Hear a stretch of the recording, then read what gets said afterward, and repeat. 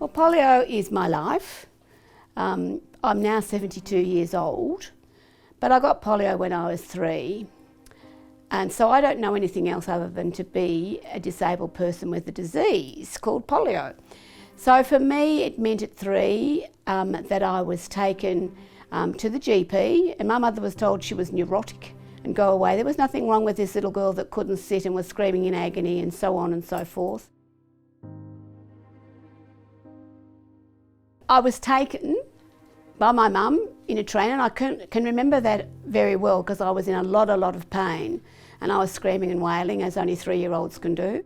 When I was taken to the Children's Hospital in the city, as soon as my mother got to, I guess what was the emergency department and said, I think my daughter's got poliomyelitis, I was taken from her. And that's the last I remember of my mother for many months. I then had, what I do remember was being positioned on my side to have a lumbar puncture, with people holding me because I was screaming and worming and wailing for my mum and everything else, I guess. And within an hour or so, hard to know when you're 3 how long something will, fairly quickly, I was diagnosed, and I can remember the staff saying, yes, she has, she's got it. And obviously it was the poliomyelitis.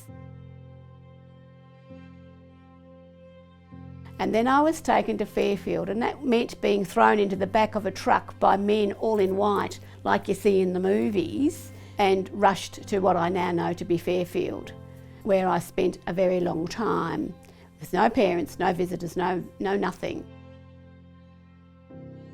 There was one nice little boy who was sort of mobile in a chair. I don't really remember his story very much, except that he was lovely and he used to talk to me. And as you had no visitors, it was nice, and his name was Tommy. And I'm going to cry telling you this story. I'm sorry, everybody. But one day I hadn't seen Tommy for a few days, and I finally asked the very meticulously professional nurses, where was Tommy? I wanted to play with Tommy. Now, playing with Tommy was just for him to stand next to me in his chair and talk to me. And she said to me, Tommy's dead. And that has stayed with me forever. I can remember her saying, Tommy's dead to me. And I don't even know that I knew at 3 what dead was. But dead to me was that I wasn't going to see him anymore, and he didn't come to visit me anymore. And Tommy, if you're out there, I remember you. So it's a really important story to realise the impact, and I'm only now beginning to realise, telling you this story, what an impact these things can have on people. I believe from cousins and aunts that I did have some time in a mechanical lung, but I don't remember that. But I do remember going to the ward next to it, where all you could ever hear was the whoosh bang of the lungs as they ventilated people. And it's that funny noise of when a door closes sometimes, an automatic door closer closes. And I only ever hear that noise and think of polio. So it stayed with me for a very long time. I was in a thing called a double Thomas splint, which basically meant that I was in an piece of iron that tied me down on all 4 limbs. I didn't get up at all. No toileting, no walking, no playing, no nothing. I was in bed, tied down. So I stayed in Fairfield for a period of time. And then it was time to send me home. All I could think about was I was home and I had a mummy and daddy again. I was taught to knit, to crochet, to read and write at 3, going on 4, etc. I used to get into serious trouble about not doing my exercises, because we as polio survivors, probably the most significant thing about the difference between us and the average kid of the 50s is that we were pushed. We had to be well and different. And there is a booklet that you might like to try and get hold of one day and read, which talks about exactly that. And at one point it talks about there will be no laziness tolerated. And it's in black and white, Health Department, 1952. I think they were frightened that we were going to cost the nation a fortune. So the best thing that could be done was to make sure that these kids were fully implemented back into society and back into life, so they would be fully functional, normal, whatever on earth that word means, people, pay taxes, have families and so on and so forth. At about 16, I was reflecting on my life and realised that the health system was not perfect. And in fact, I think at the time my term was it stinks. And I decided that I was going to become a nurse to fix it.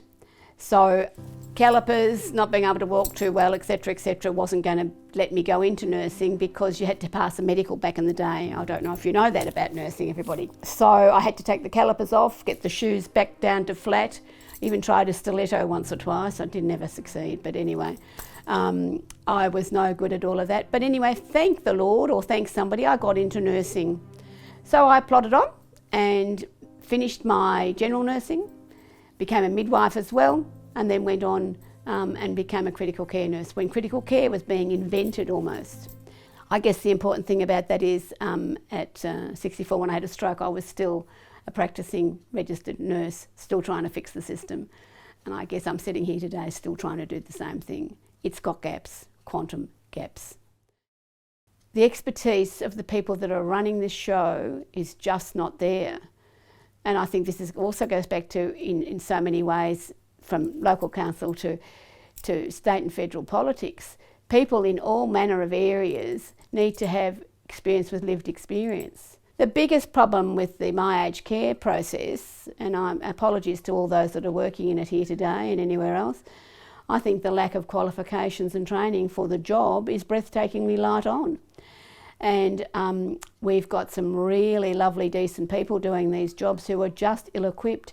It's like taking your car to be serviced to an upholsterer. They don't know how to fix the clutch. What's important, I think, is for health professionals generally to be better prepared for all the illnesses that are perhaps outside the mainstream. And that when they get secondary illnesses, like they have a stroke, you can't imagine what it was like when I first went to rehab, because they thought I was a post-stroke victim, and they were asking me to do things, and I kept saying, I cannot do it. And they keep telling me, yes, I can. I said, no, I can't. I never have. It's got nothing to do with the stroke. I can't do that.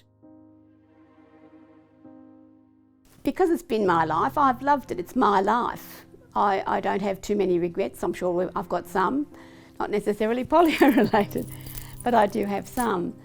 But for me, it now means I have a MEPAC alarm around my neck, because if I fall over and can't get up, I've got to be able to get help. But not everybody has to have one of those, but I do. I have got a phone that's way too handy to me all the time, because I might need to phone people because I need help. It means that I need to have a handicap car parking thing, not because I can't drive a car, because I can, but I need to park at the door. And in fact, it gets to the stage where even that's not helpful because there's not enough of those. So you need to use a cab so that the cab drops you right at the door. That fight to get the right things, I missed out on NDIS because I was too old, which, you know, it's arguable. Is NDIS better or worse than My Aged Care? It's certainly easier and better financed, etc. But the system of My Aged Care in particular, more than NDIS from what I hear from friends and colleagues, is just so demeaning. You are treated like a moron, you are treated like a beggar, and you should be grateful. And I'm not grateful. I've contributed, I'm here, I'm a person. And when I need X, I will say to you, I need X, and I'm not kidding, and I'm not being greedy, and I'm not being silly, and I need it for a reason. I don't see myself as different, and most of the people that love me don't see me as different either. They just know that's just Robyn.